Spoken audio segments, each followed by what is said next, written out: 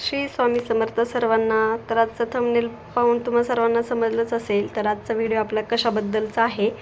तर आज आपण बनवणार आहोत अगदी हॉटेलसारखं चटपटीत असं पनीर चिल्ली. ते खाल्ल्याच्या नंतर तुम्ही बाहेरचं खाणं पूर्णपणे विसरून जाल.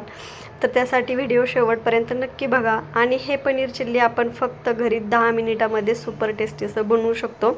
आणि तेही फक्त 70 रुपयाचं पनीर मी आणलं होतं. आणि कमी तेलकट वगैरे त्याच्यात तसलं पाम ऑइल वगैरे यूज न करता घरच्या घरी बनवलेलं आहे. तर तुम्ही हे नक्की बनवू शकता, एकदा नक्की ट्राय करा. तर चला आपण व्हिडिओला सुरुवात करूया. तर मी याच्यासाठी ना 200 ग्राम पनीर यूज केलं होतं. तर ते चौकोनी आकारात तुकडे करून घेतले पनीरचे. एक कांदा तोही चौकोनी काप करून घेतले. एक ढोबळी मिरची, एक टोमॅटो, हे सर्व मी कट करून घेतलं. नंतर 4-5 लसणाच्या पाकळ्या बारीक चिरल्या होत्या. आलं लसूण पेस्ट घेतलेलं. आणि हिरवी मिरची ऑप्शनल आहे, जर तुम्हाला घ्यायचं असेल तुम्ही घेऊ शकता, नसेल तर काही प्रॉब्लेम नाही. त्याच्या जागी तुम्ही लाल तिखटही टाकू शकता. तर मी इथे लाल तिखटच ॲड केलं होतं.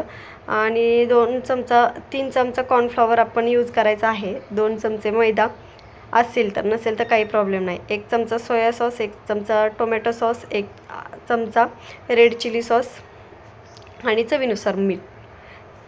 तर मी पहिलं ना पनीरला कोटिंग करून घेतलं होतं. पण माझ्याकडून तो व्हिडिओच शूट करायचं मी विसरले होते. तर मी तुम्हाला सांगून देते की मी कसं कोटिंग केलं. तर याच्यासाठी मी एका बाउलमध्ये ते पनीर घेतलं, मीठ त्यावरती टाकलं, परत लाल तिखट ॲड केलं आणि कॉर्नफ्लॉवर टाकून ते मिश्रण घट्ट असं बनवून घेतलं. त्यात पनीर वगैरे चांगलं मिक्स करून घेतलं होतं. त्या पनीरला चांगलं कॉर्नफ्लॉवर वगैरे लागून घेतलं होतं. तर नंतर कढईत तेल गरम करून पनीर गोल्डन किंवा ब्राऊन होईपर्यंत मी तळून घेतलं प्रत्येक बाजूने. आणि तळल्याच्या नंतर याला थोडासा टाईम लागतो तळायला, कारण छान असं क्रिस्पी जर तुम्हाला आवडत असेल ना तर जास्त वेळ ठेवा. आणि गॅस जास्त फास्टही नका करू आणि खूप कमी स्लोही नका करू, कारण स्लो जर केलं तर ते जास्त ॲब्सॉर्ब करून घेतं ऑइल. त्याच्यासाठी मिडियम गॅस ठेवा आणि स्टीम करून घ्या. सगळ्या बाजूंनी जर ते चांगलं आपण हे करून घेतलं ना तर ते खरपूस असं क्रिस्पी छान लागतं. तर मी असं छान ते पनीर हे करून घेतलं. नंतर मी इकडे जे काय आपलं कांदा, टोमॅटो आणि शिमला मिरची यूज केलं होतं ते कट करून घेतलं होतं. ते तर ग्रेव्ही बनवून घ्यावी.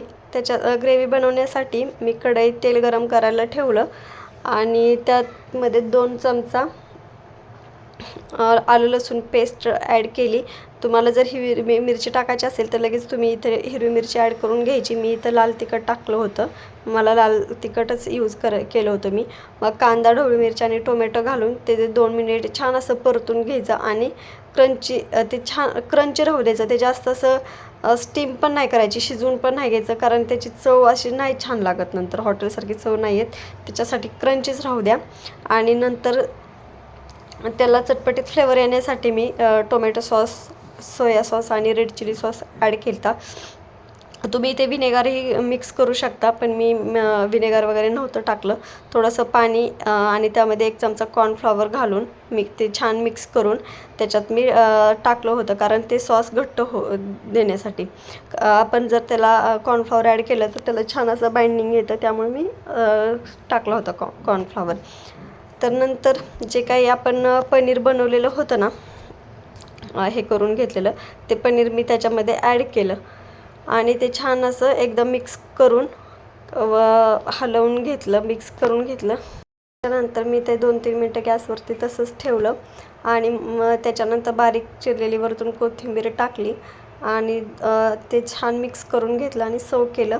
तर अगदी 10 मिनिटामध्ये मी ही रेसिपी बनवली होती आणि ती फर्स्ट टाईम. ते खूप छान झालं होतं, तुम्ही बघू शकता. क्रिस्पी दिसायलाच ते क्रिस्पी आणि छान चटपटीत दिसत होतं पनीर चिल्ली. रेसिपी आवडली असेल तर व्हिडिओला लाईक करा, शेअर करा.